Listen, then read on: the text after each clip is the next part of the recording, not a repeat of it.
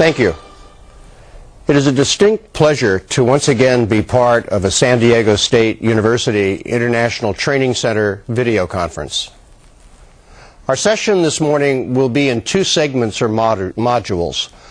During the first module, we'll try to better understand today's global economy by looking at why traditional measures of productivity, which are rooted in an industrial age mindset, are giving way to new concepts.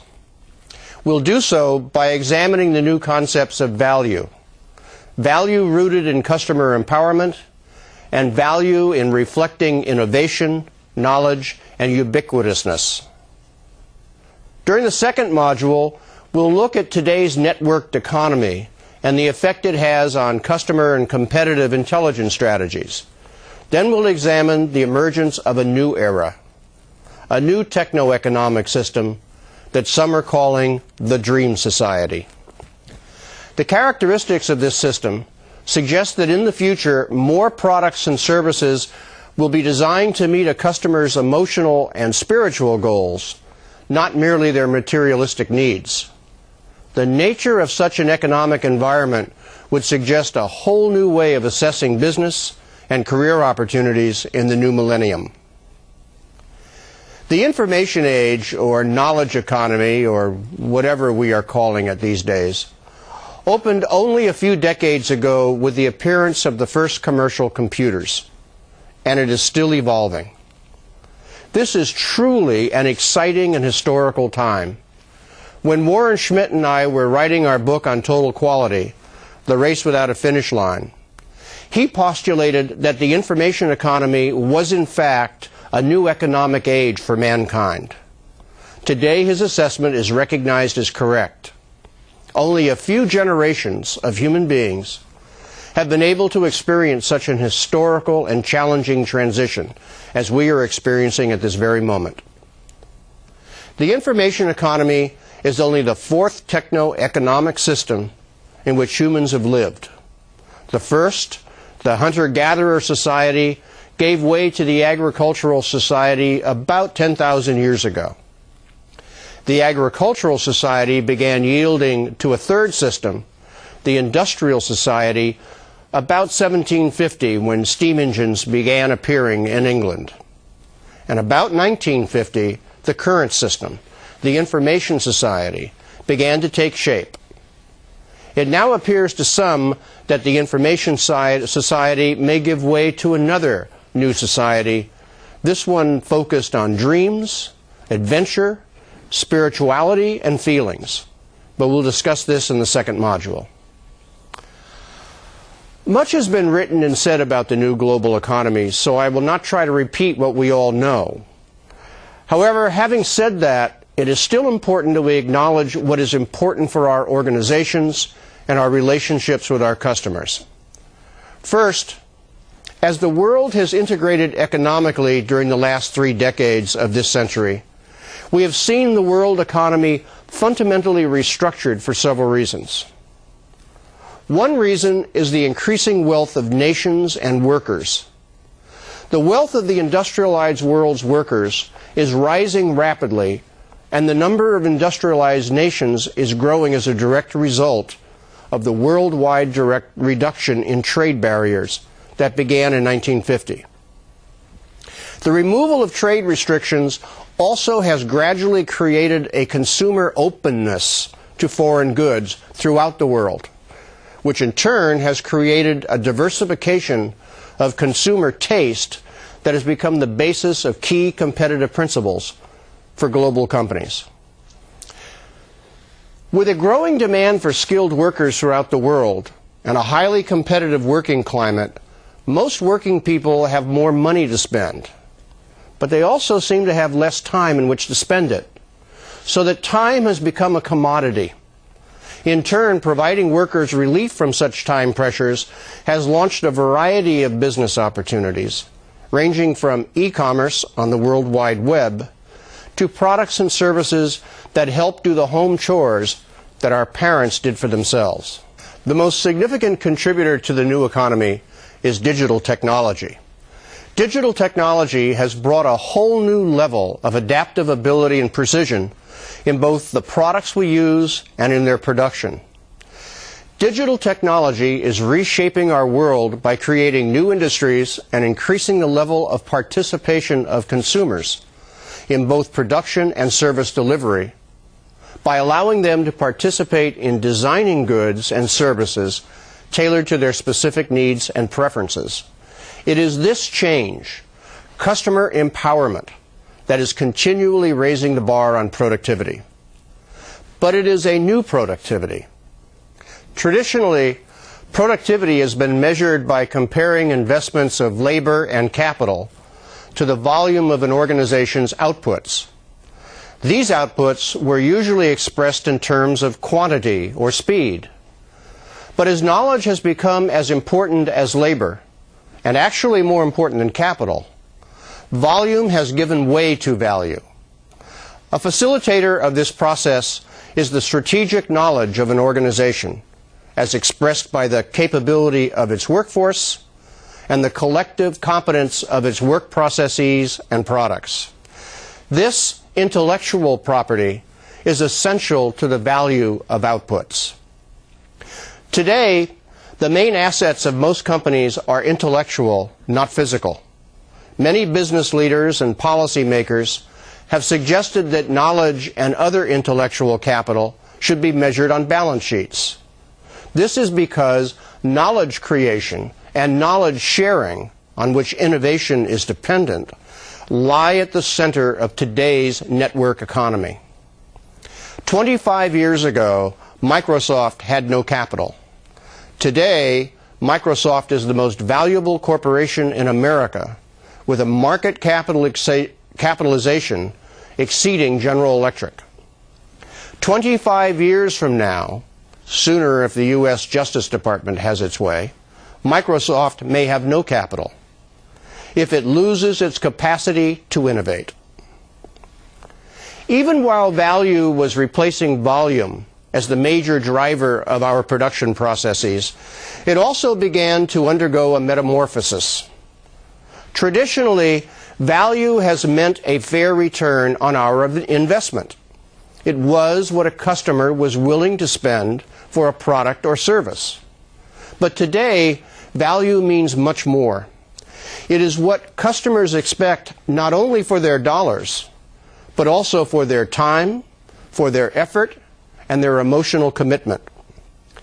And at the same time, it has become paramount to organizations to maximize the value they produce, to optimize their investment, and to capitalize on their competence. Every business or industry is based on a value proposition, value that is proposed and consumed by customers. This value proposition contains a number of elements that are aggregated from the organization's suppliers and employees and delivered to customers. For example, a newspaper is an aggregated collection of content, news, listings, advertising. And context, the physical newspaper, its format, its style, and infrastructure, that is, printing and physical distribution. These elements originate with employees and other individuals and organizations within the newspaper's value chain. Any firm's value chain consists of all the activities it performs to produce, design, market, deliver, and support its products. The value chain of companies that both supply and buy from one another collectively make up an industry's value chain. At the heart of all this chain is information. In a newspaper's value chain, the content comes from large advertisers, reporters, photographers, people placing classified ads, wire services, editorial writers, press releases, guest writers, external columnists, and other syndicated papers. Format and style are developed by layout artists, software packages, and graphics art suppliers. The infrastructure is provided by a myriad of companies and individuals ranging from massive printing companies to the paper carrier who delivers the finished product. Publishers have traditionally bundled these elements into a single, tightly integrated offering, a value proposition consumed by customers, the daily newspaper. However, in today's digital economy, these elements can be unbundled into their constituent components, changing the value network and the business model of everyone involved, from content providers to suppliers to distributors, for the benefit of consumers. The mortar of this process is relationship. Having a relationship means that two organizations have established certain channels of communication built around personal acquaintance, mutual understanding, trust, shared standards, and increasingly, some kind of information system and networking backbone. When this information is physically carried, it follows the linear flow of the value chain. But when unbundled from its physical carriers, the richness and the reach of the information are transformed. When information begins to move in a wider range of directions, companies can build much more intense, meaningful, and valuable relationships. In a broadcast of one to many, information is communicated as a monologue, from producer to consumer with no interaction. In the network world, information is communicated as a dialogue, providing for input and feedback in real time. Every business competes in two worlds: a physical world of resources that managers can see and touch, which we call the marketplace, and a virtual world made up of information that is called the market space.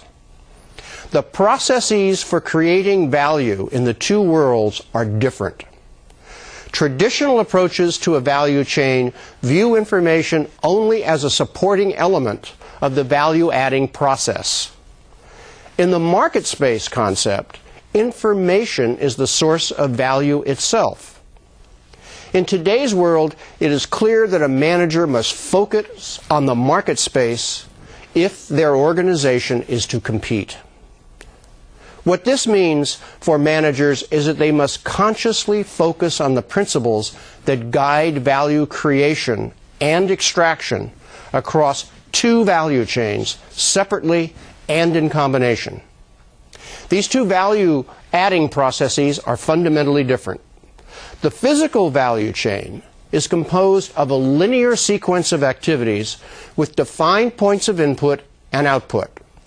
By contrast, the virtual value chain is nonlinear, a matrix of potential inputs and outputs that can be accessed and distributed through a wide variety of channels.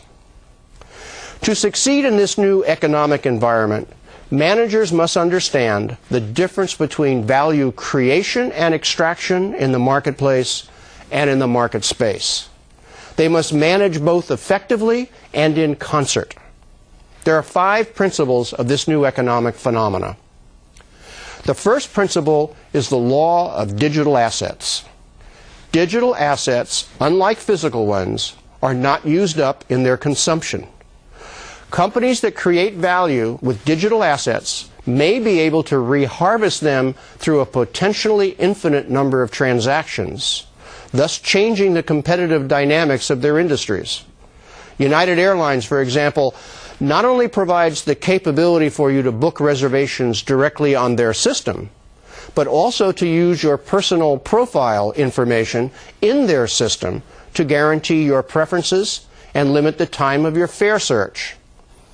Then, based on your travel habits, they can provide you promotional information on prices and key events occurring at locations to which you travel frequently, and notify you by email. The second principle of the new economy is new economies of scale. The virtual value chain redefines economies of scale, allowing small companies to achieve low unit costs for products and services in markets dominated by big companies. Federal Express, for an example, provides customers software that allows them to track their own packages. How many national postal services could provide such a service? The third principle is that there are now new economies of scope. In the market space, business can redefine economies of scope by drawing on a single set of digital assets to provide value across many different and disparate markets. United Services Automobile Association is a company that owns 97% of the United States military officers' auto insurance market, largely by direct marketing. But recently, they began to expand their scope, using their digitized database to coordinate across markets and to provide a broader line of high-quality products and services based on direct customer input in their database. Principle number 4 is transaction cost compression. Transaction costs along virtual value chains are lower than their counterparts on the physical value chain, and they continue to decline sharply as the processing capacity per unit of microprocessors doubles every 18 months. In the 1960s, for an example, it cost $1 to keep information about an individual customer. Today it costs less than 1 cent per customer. The lower transaction cost allows companies to control and track information that would have been very costly just a few years ago. The fifth and last principle of the new economy is the rebalancing of supply and demand. Taken together, the first 4 axioms combine to create this fifth. The world of business increasingly demands a shift from supply-side to demand-side thinking. As companies gather, organize, select, synthesize, and distribute information in the marketplace, they have the opportunity to sense and respond to customer desires rather than to simply make and sell services. Let me give you an example of a current effort to unbundle a value chain with which I am somewhat familiar, and which happens to come from the newspaper industry. My son recently joined Knight Ridder Newspapers as Chief Executive Officer of their new internet site, knightridder.com. Knight Ridder is the United States' second largest newspaper publisher, with products both in print and online. The company publishes 31 daily newspapers in 28 United States markets, including the Philadelphia Inquirer, the Detroit Free Press, the Miami Herald, and the San Jose Mercury, with a readership of 9.2 million daily and 13 million on Sunday. Knight Ridder also has investments in a variety of internet and technology companies. As an example, they launched Mercury Center, the nation's first full-text online newspaper, 6 years ago. Since then, their online operations have grown to more than 45 websites, each controlled by individual publications or by the individual site, with more than 400 different people focused on content, sales, technology, and the classified verticals. The new venture, knightridder.com, will consolidate all of these sites to engage economies of scale, to recapture advertising dollars that are going online, and to capture internet opportunities by enhancing the publisher's presence on the web. Knight Ridder was the first to create a network of newspaper sites, and now a key element of their unbundling strategy will be to partner aggressively in order to place their content and advertising in front of local customers, wherever they are on the web. Their goal is to become the Go Local button across the internet. The unbundling of value in this example means that Knight Ridder's newspaper's readers are freed from having to subscribe to an entire newspaper. With the power of the net, their readers can mix and match context from many different sources, creating their own custom paper. Along the same lines, content providers are able to interact directly with consumers, in effect usurping the traditional newspaper's relationship with its subscribers. New intermediaries like KnightRitter.com and its partnerships can package digital content in very personalized and customized ways. By this approach, they will create new value between producers and consumers using the net. All the old functions of the newspaper are still performed, but now they are performed along with many new functions. In addition to altering the structure of an industry, unbundling transforms the source of competitive advantage as well. In the case of newspapers, new value can be found in the transformation from the familiar one-to-many broadcast model to an interactive model that values dialogue and personalization. As the Internet grows in ubiquity, bandwidth, function, and robustness, a deep, rich information infrastructure is growing in the global economy that makes negotiations, knowledge sharing, and transactions infinitely easier and faster. As a result, in many industries, the traditional firm is being put aside by more effective and competitive Internet-based models of value creation. In each of these unbundled or deconstructed chains of value, the path leads not only to knowledge-rich and service-enhanced products, but also to new e-business opportunities. Old line executives who not long ago were thrashing the Internet as a passing trend are today eating crow, and no wonder. E-commerce, by its broadest definition, the exchange of products, services, and money via computers and other electronics means, is bursting in every direction. Georgetown University economist Eleanor Harris has likened it to the Cambrian explosion of life forms 600 million years ago. In the first stage of e-commerce, the Internet focused mostly on websites and the spread of content and information. In the second stage, glitzy online retailing for consumers was and is all the rage. But now businesses are forging ahead into a third stage, where the Internet plays a lead role in nearly all aspects of a company's operations, from retailing to marketing to back office tasks. James Moore, a senior equity analyst at Deutsche Bank Alex Brown in San Francisco, calls it the e-process revolution. Moore says a tectonic shift is occurring. The Internet has rewritten the rules of engagement. Nearly every company has either adopted the web as part of their business strategy or they have a blueprint in place. Exaggeration? Consider the following. Online retailing, the sales of books, compact discs, and other goods keep growing at a record pace.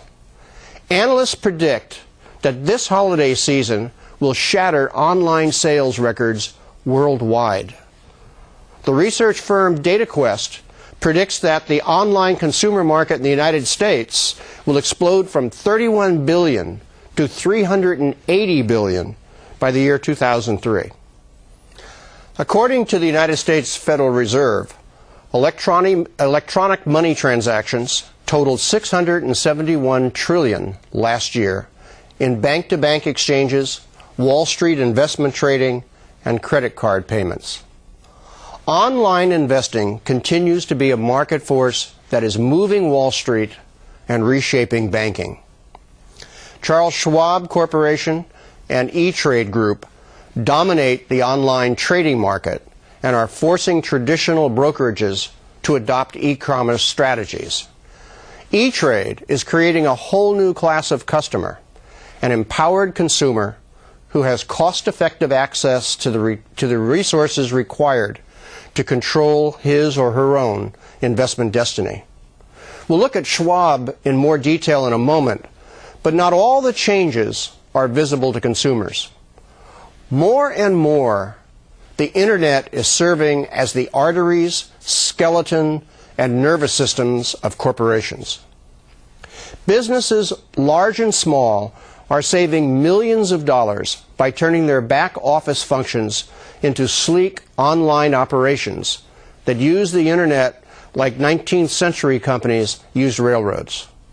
They use the web for payroll systems, orders from suppliers, customer service, email marketing, and other critical business tasks. The business-to-business market is the fastest growing sector of online commerce. Deutsche Bank estimates that such transactions will soar from 50 billion this year to 1.5 trillion in 2003. For example, last year, Intel booked $1 billion in online sales. Cisco Systems saves $500 million a year with its online services. And Dell Computer and Gateway have virtually built their distribution systems around the World Wide Web. Another phenomena of this trend toward digital-based distribution systems is the partnering of traditional brick-and-mortar companies with nimble online firms, blending the best of the old with the best of the new. A recent such marriage is Rite Aid Corporation, the United States' third largest drugstore retail chain, which has become a large investor in drugstore.com, the online retailer backed by Amazon.com founder Jeff Bezos. We're seeing a convergence of business models. The brick-and-mortar companies and online outfits are leveraging each other's strengths. Where is it headed? According to PricewaterhouseCoopers, investments in online firms have quadrupled from $1.4 billion in the first half of 1998 to $5.7 billion in the same period this year. Today, products, knowledge, information, and other valuable transactions pass through a process, a medium, if you will, which we call a channel. By its focused nature, a channel reaches only a limited audience. The existence of channels creates hierarchy, both of choice. People have to gather information in an order dictated by the structure of the channels, and of power. Some people have better access to information than others do. Hierarchy of power is illustrated by the traditional organization chart, in which senior executives have a wider span of knowledge than do their subordinates. Hierarchy of choice is illustrated by the decision tree, along which customers are compelled to do their shopping.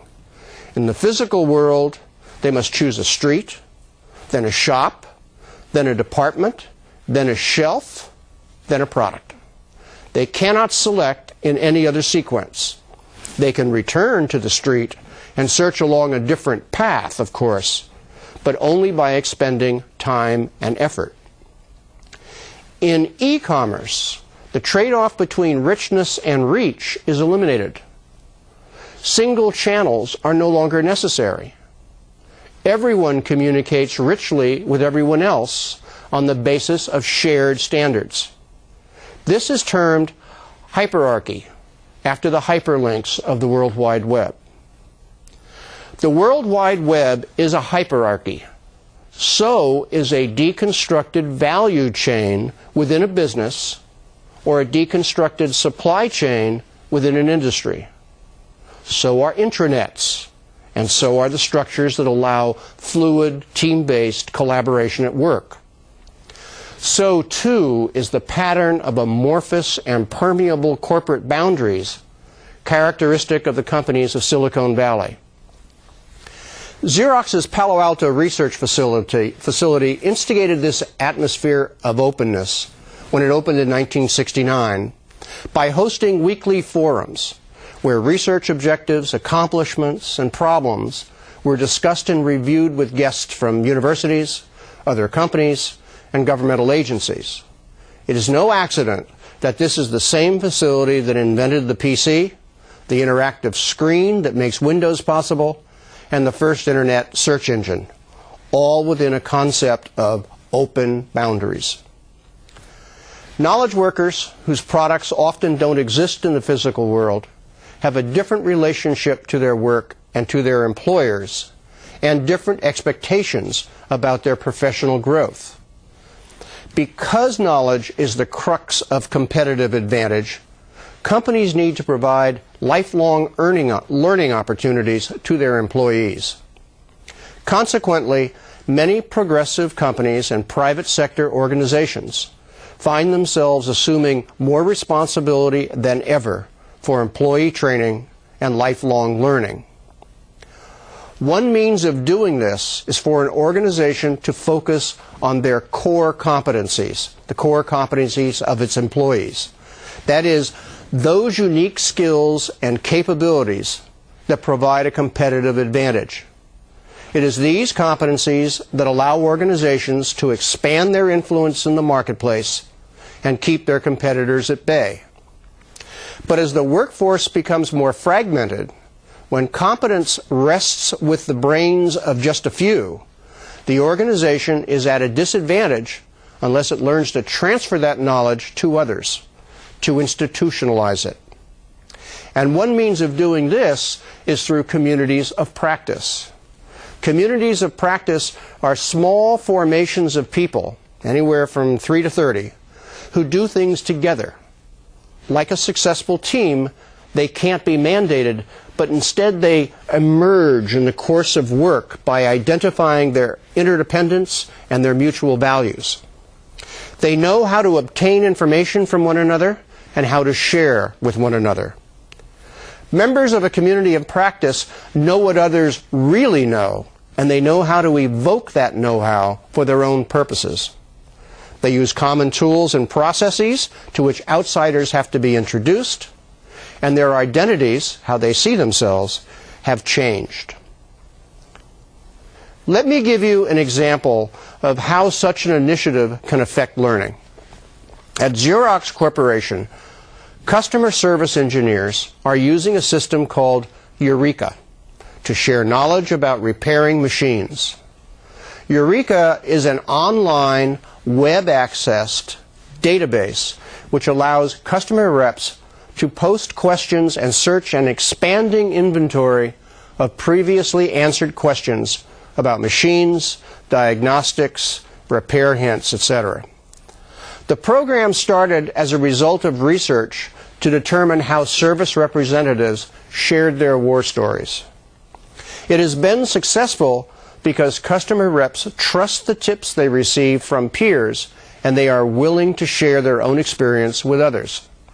Further, each of the people who use a tip bring their own experience to bear, and therefore knowledge continues to expand as it is used. This is a good place to point out that organizations learn in 4 ways. 1, they learn by simulation. This kind of computer modeling is becoming even more productive as processors have become more powerful. 2, organizations learn by prototyping their hypotheses, and especially among engineering groups, this will continue to be an effective learning tool. 3, organizations are increasing their knowledge by vicarious learning, by communities of practice and with one another, and by benchmarking, seeing how others do things, and by online learning. In fact, knowledge transfer on the web is fast becoming the world's subject matter expert. If you doubt it, let me make 3 points about knowledge in the web. 1, today 6% of the world's population accesses the World Wide Web. By 2010, it is now estimated that 55% will. 2, web-based distance learning methods are extending the course hours in a world of time famine. Today's program is a good example of this. 3, organizations learn from their own experiences, product ventures, and their successes and failures in the marketplace or market space. Charles Schwab, the brokerage house, provides us with a good example. Charles Schwab has had so many product mistakes that they even had a term for them within the company. They called them noble failures. Most of those failures were unsuccessful technological ventures intended to deliver highly current financial information to customers. One of the first was Pocket Term, a handheld device that was like a portable stock quotation machine. At the time, in early 1982, Schwab was providing its customers with hundreds of thousands of stock market quotes every day. But for every 5 quotes the company gave out, they only got 1 transaction. That proved to be too expensive. So they scrapped Pocket Term and moved on to Schwab Line, which was introduced in the early 1980s. This was a programmable desktop product that could spit out a paper copy of your portfolio with the latest values as often as you wished, as well as quotes and information about companies in which you were interested. But production and service costs were high, and the vendors of the quotes were cautious about giving out up-to-date, real-time information. So the data Schwab had was 24 hours old, sort of like working from the Wall Street Journal a day late. And customers thought it was too expensive. So armed with the experience of the 2 failures, they tried a third approach. The next investment was financial independence, a software precursor to Quicken. But it was too early. Customers loved the concept, but hated the reality. So the company went back to the drawing board again, and the resulting technology foray was Schwab Quotes, a touch-tone phone system which was successful, but a mistake because the next venture came quickly, the Equalizer, introduced in 1985. This was an online software that was well received and which eventually became street smart in the early 1990s. So with all that they had learned, they knew the answer to their problem, and that was Schwab.com. While Schwab experienced many write-offs getting to the internet, the lessons learned have made Schwab much more aware than others of where innovation in stock trading was going, and also allowed them to attract the talent to make Schwab.com work, and to have the confidence that their vision was correct. When I first heard the Schwab story, I was reminded of something Michael Eisner, the CEO of Disney Corporation, said about managing in this new economy. He said, "It is about creating change before it creates you." This, I think, would be a good place to pause and see if you have any questions.